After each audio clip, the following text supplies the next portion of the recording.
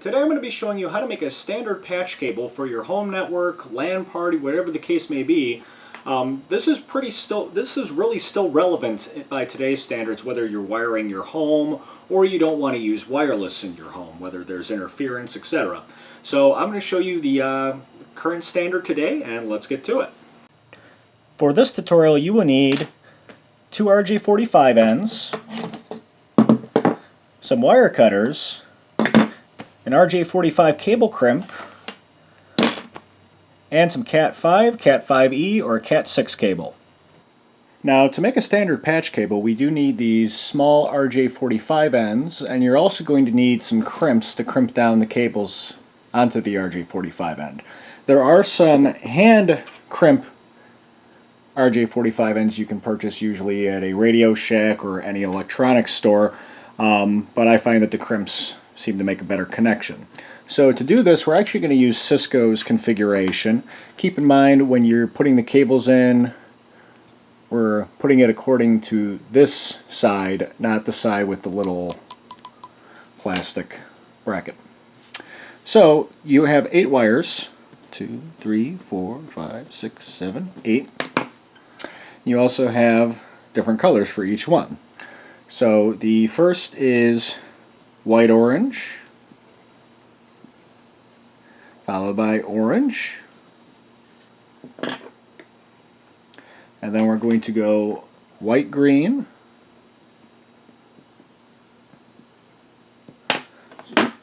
followed by blue,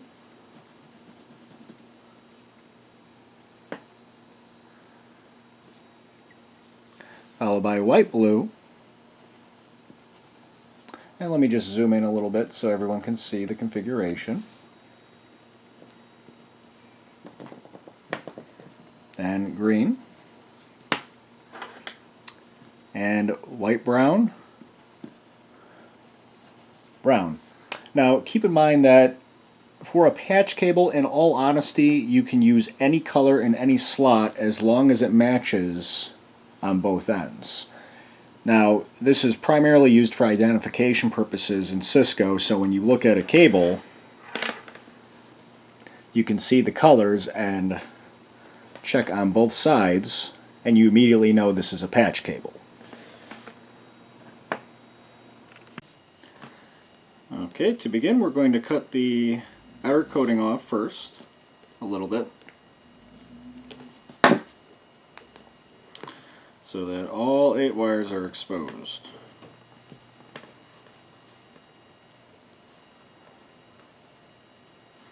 And some may critique how I'm creating this, but you know what, it works for me. Everyone's kind of got their own little method.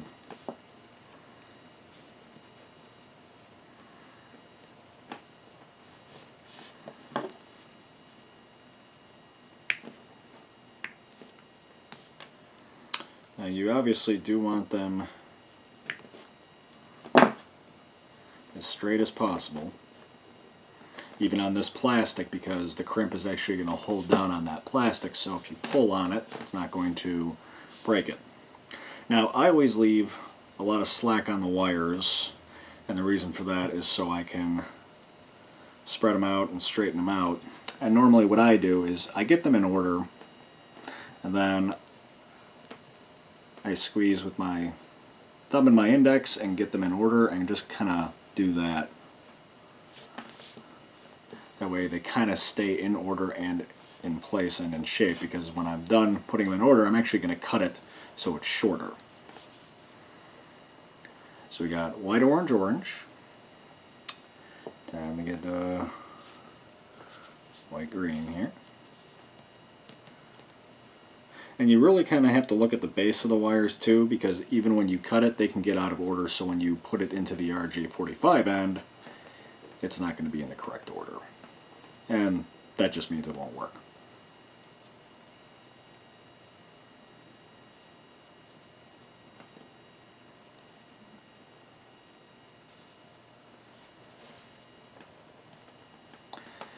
Okay, white, orange, orange, white, green, blue.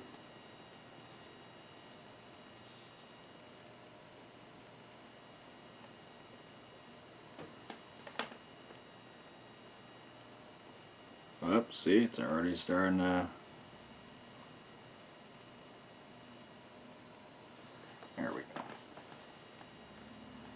I'll try to zoom in a little more, that way you guys can see exactly what I'm doing here.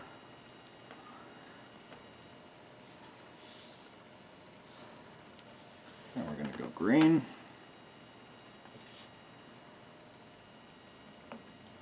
Followed by white, brown, and brown. Okay, so we got all the wires in order now.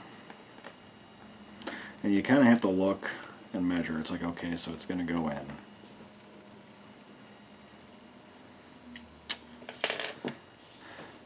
Best to cut off too little than too much and have to do this all over again.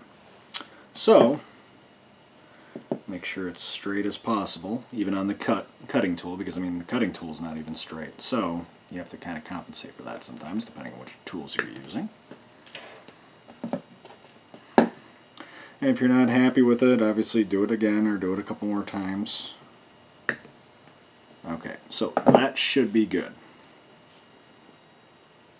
So, and it's staying in order. And we're going to slip it in. And assuming everything's lined up right, it should just go right in, which it's not. So, that means something's either not lined up properly, or it's not straight enough, or the cable's just too cheap, which, this is actually really flimsy cable. I'm actually really surprised at this.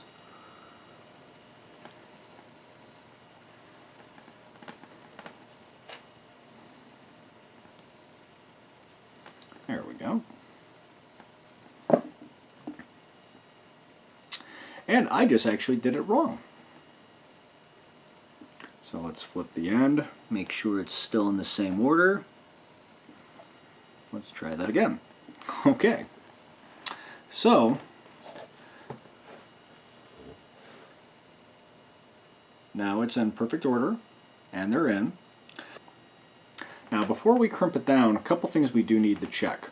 First of all, can you see the wire touching the metal teeth or going underneath the metal teeth? So when the metal teeth are brought down, it'll crimp onto it and make a connection.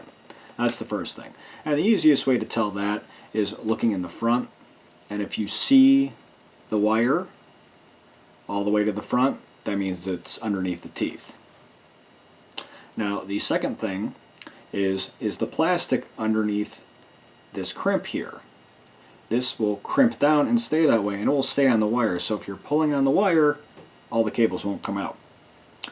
And both of those seem to check out. So, and last but not least, obviously the mistake I almost made.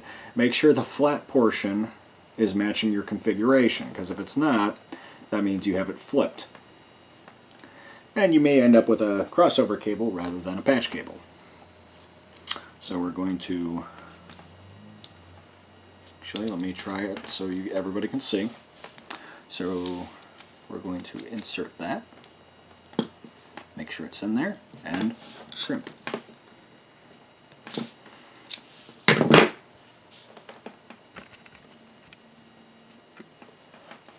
Now the real test to see if this is crimped right is you should be able to do that and this doesn't get pulled out. Now obviously we still have to do that on the other end, and then you test it, and that's a patch cable.